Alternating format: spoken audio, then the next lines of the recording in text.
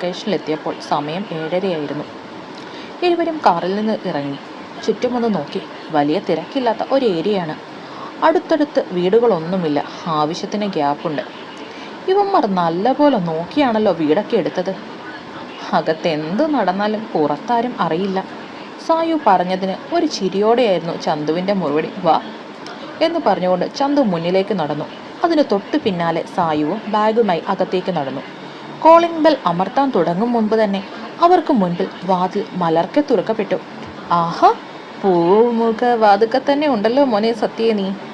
അങ്ങനെ അടിമുടി അവനെ ഒന്ന് നോക്കിക്കൊണ്ട് ചന്തു ചോദിച്ചു. നിൽക്കാതെ പറ്റുമോ? എന്തൊക്കെ ആഗ്രഹങ്ങളായിരുന്നു. അതെല്ലാം നിങ്ങളുടെ ഒരൊറ്റ ഫോൺ കോളിൽ പോയില്ലേ? അന്നേരം തുടങ്ങി രണ്ടും ഓരോ കുപ്പിയും എടുത്തു വെച്ച്. ആണോ? എന്നിട്ട് നീയൊന്നും എടുത്തില്ല? സായു അവൻ്റെ സംസാരത്തിൽ ചലിക്കുന്ന ആദംസ് ആപ്പിളിലേക്ക് നോക്കിക്കൊണ്ട് ചോദിച്ചു. അതൊക്കെയുണ്ട്. ഞങ്ങൾക്കുള്ള റൂം ഏതാണ് സത്യ? ഒന്ന് ഫ്രഷായി വന്നിട്ട് അവന്മാരുടെ കൂടെ സംസാരിക്കാനിരിക്കാം എന്ന് പറഞ്ഞുകൊണ്ട് ചന്തു സത്യയെ ഒന്ന് നോക്കി. ആ കാണുന്ന റൂം ഞങ്ങൾ എടുത്തു, നിങ്ങൾക്കിതിന് ഇപ്പുറത്തുള്ളതെടുത്തോ എന്ന് പറഞ്ഞുകൊണ്ട് അവൻ കൈ വലതുവശത്തേക്ക് നീട്ടി. വന്നിട്ട് വിശദമായി കാണാം എന്ന് പറഞ്ഞുകൊണ്ട് സായുവും ചന്തുവും ആ റൂമിലേക്ക് കയറി വാതിലടച്ചു. വീടിന് മുന്നിലൂടെ നടക്കുകയാണ് പൂജയും രുദ്രയും. സമയം ഇത്രയായിട്ടും ജാനിയെ കാണാത്തതാണ് രണ്ടുപേരുടെയും പ്രധാന കാരണം. എൻ്റെ പൂജ, നീ ആ കൊച്ചിനെയും കൊണ്ട് ഇവിടെ എങ്ങാനും വന്നിരിക്കാൻ നോക്കിക്കേ. എത്ര നേരമായി രണ്ടും കൂടെ ആ വഴിയും നോക്കി ഇങ്ങനെ നിൽക്കാൻ തുടങ്ങിയിട്ട്. വിളിച്ച സമയം വെച്ച് അവർക്കിവിടെ എത്തേണ്ട സമയമൊക്കെ കഴിഞ്ഞു. രണ്ടും കൂടി അവിടെ എന്താണ് അവ കാണിച്ചു കൊണ്ടിരിക്കുന്നത്? മനുഷ്യൻ്റെ സമാധാനം കളയാൻ വേണ്ടി ഓരോന്ന് ഒപ്പിച്ചോളും. എൻ്റെ പൂജ, നിന്നോട് ഡയാനെ എന്തോ പറയാൻ തുടങ്ങുമ്പോഴേക്കും അഗ്നിയുടെ കാർ ആ വീട്ടുമുറ്റത്ത് വന്നു നിന്നു. കാർ വന്നു നിന്ന നിമിഷം തന്നെ പൂജയും രുദ്രയും കൂടെ കാറിൻ്റെ ഡ്രൈവർ സീറ്റിൻ്റെ അടുത്തേക്ക് ചെന്നു. ഡോറ് തുറന്ന് പുറത്തേക്ക് കാല് വെച്ചപ്പോൾ തന്നെ ജാനിയുടെ സമാധാനം കളയുന്നത് പോലെ രണ്ടും കൂടെ കലപില തുടങ്ങിയെന്ന്. അമ്മ, അമ്മേ, ഏട്ടത്തി, അമ്മേ. രുദ്രയും കൈ നീട്ടി പിടിച്ചുകൊണ്ടാണ് വിളിക്കുന്നത്. ഏട്ടത്തി പറയടാ പറഞ്ഞുകൊണ്ട് ജാനി രുദ്രയെ നിലത്തുനിന്നും കോരിയെടുത്ത് ഒക്കത്തേക്കിരുത്തി. കയ്യിലെടുത്തപ്പോൾ മുതൽ കുഞ്ഞു രുദ്ര ജാനിയുടെ മുഖം മുഴുവൻ ഉമ്മകൾ കൊണ്ട് മൂടുകയായിരുന്നു. എന്ത് പണിയാ ഏട്ടത്തി കാണിച്ചത്? ഞാൻ എത്ര പേടിച്ചെന്നറിയോ? കൂടെ ഉണ്ടെന്ന് അഗ്നിയേട്ടൻ വിളിച്ച് കോൾ വരുന്നിടം വരെ എങ്ങനെ പിടിച്ചതെന്ന് എനിക്ക് തന്നെ അറിയില്ല. ജാനിയെ ഇറുകി പുണർന്നുകൊണ്ട് കരച്ചിലൂടെ പറയുന്നവളെ ജാനിയും അഗ്നിയും വാത്സല്യത്തോടെ നോക്കി.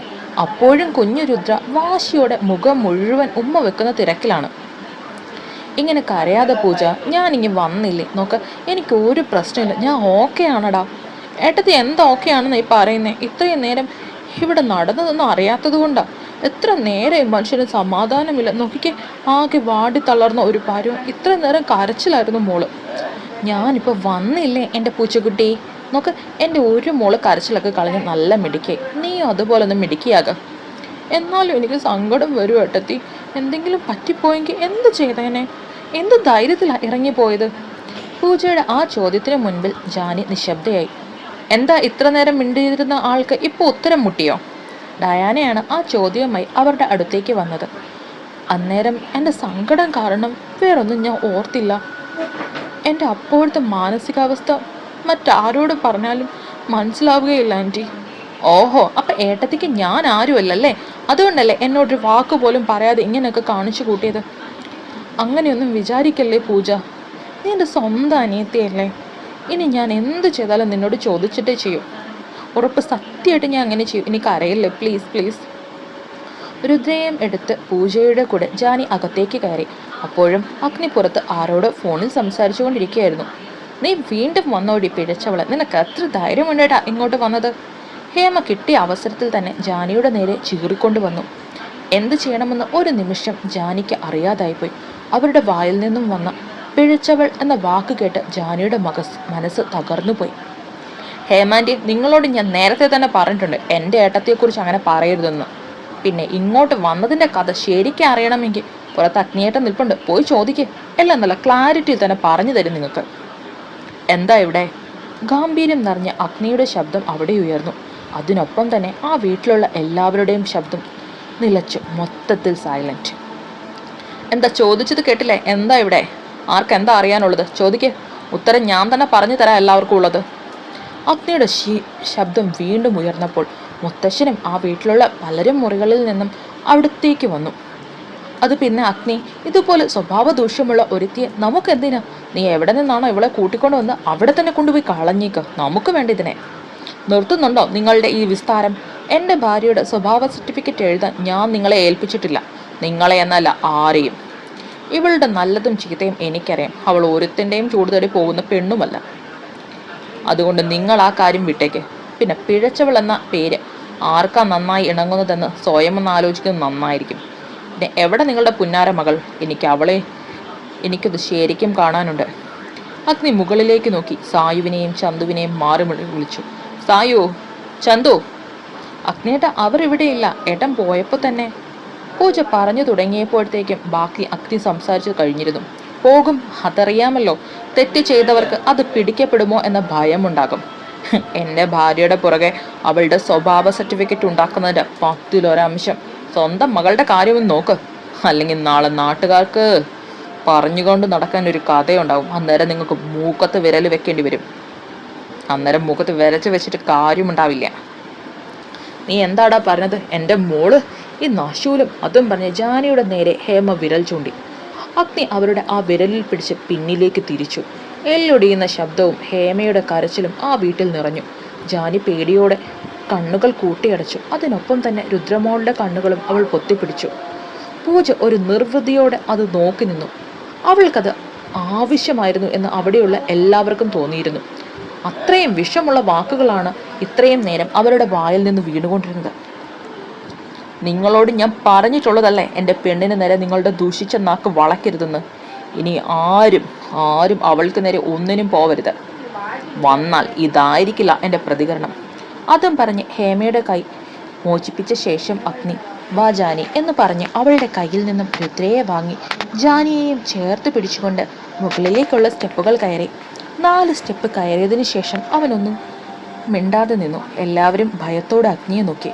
നിർമ്മലേട്ടത്തി, ആഹാരം എടുത്ത് വെച്ചോളൂ, ഞങ്ങൾ വേഗം വരാം. അതും കൂടെ പറഞ്ഞ് അവൻ വീണ്ടും മുകളിലേക്ക് കയറിപ്പോയി. അയ്യോ, എൻ്റെ കൈ വേദനിച്ചിട്ട് പോയി. ഗൗരി, വേഗം എന്നെ ഒന്ന് ഹോസ്പിറ്റലിൽ കൊണ്ടുപോകും. നീ ഇങ്ങനെ കരയാതെ, നമുക്കിപ്പോൾ തന്നെ ഹോസ്പിറ്റലിൽ പോകാം എന്ന് പറഞ്ഞുകൊണ്ട് ഗൗരി വേഗം തന്നെ റൂമിലേക്ക് പോയി ഡ്രസ്സും മാറി ഫോണും കാറിൻ്റെ ചാവിയും എടുത്ത് വന്നപ്പോഴും ഹേമ ഒരേ കരച്ചിലും ബഹളവുമാണ്. ആ വിരലിൽ വല്ലാതെ നീര് വെക്കാനും തുടങ്ങിയിരുന്നു.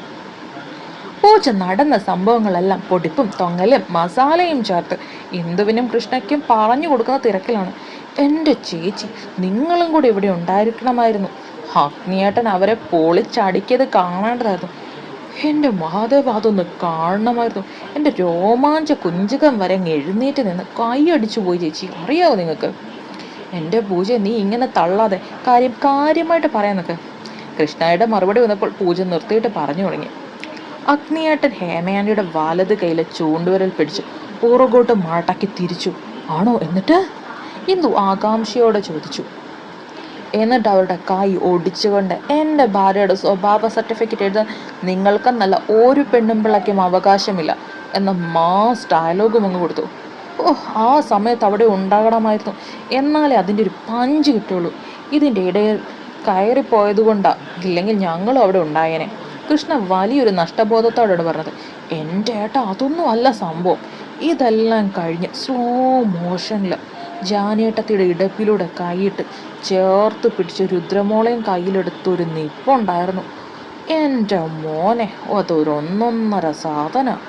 എന്നിട്ട് അഗ്നിയേട്ടൻ അങ്ങനെ ചേർത്ത് പിടിച്ചപ്പോൾ നമ്മുടെ ജാനിയേട്ടത്തി ഏട്ടൻ്റെ മുഖത്തേക്കൊന്ന് നോക്കി. രണ്ടുപേരുടെയും കണ്ണുകൾ അങ്ങോട്ടോ ഇങ്ങോട്ടോ എന്തൊക്കെയോ കഥ പറയുന്നുണ്ടായിരുന്നു. ഏട്ടത്തിയുടെ മുഖം വിയർക്കുന്നു, ചുമക്കുന്നു. ആകെ ഒരു സംതിങ് ഫീൽ ചെയ്തു എനിക്ക്.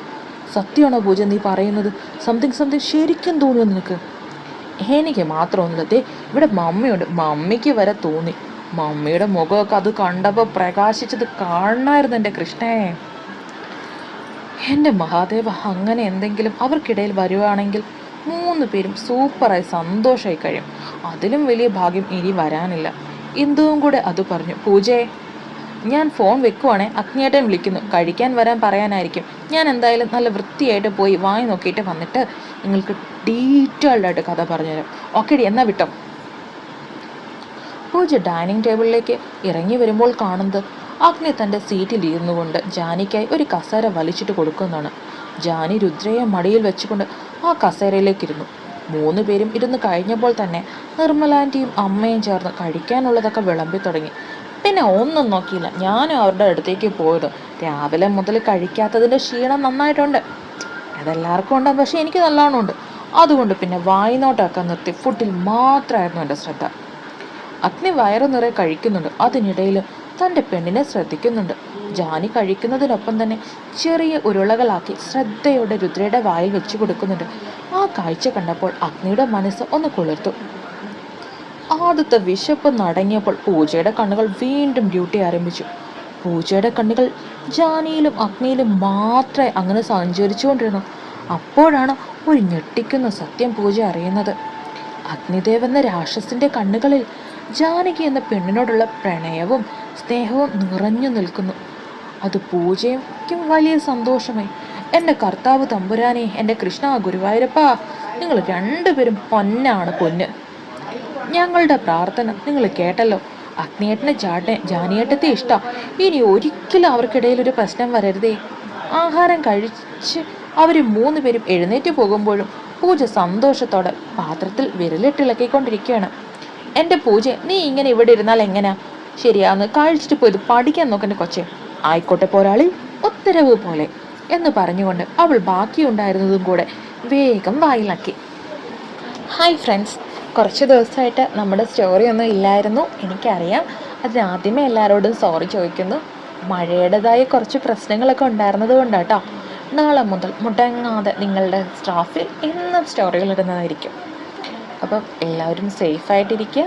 ഒത്തിരി സന്തോഷം, ഒത്തിരി സ്നേഹം.